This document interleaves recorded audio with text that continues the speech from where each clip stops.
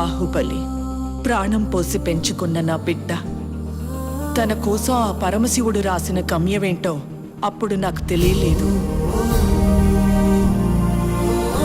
తన మరణం ఒక ముగింపు కాదు, ఓ మహాకార్యానికి ప్రారంభం.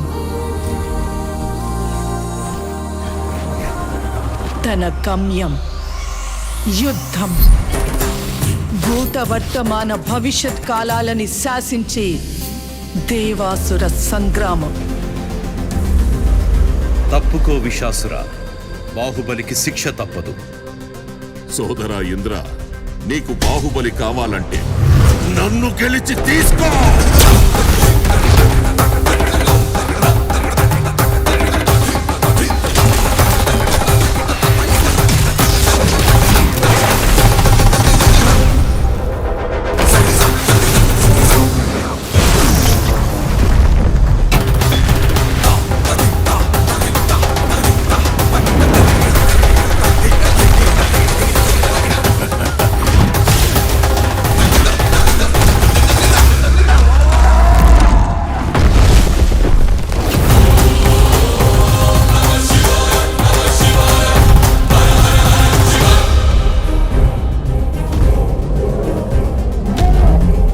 బాహుబలిని ఎవరు కాపాడతారు ఇప్పుడు?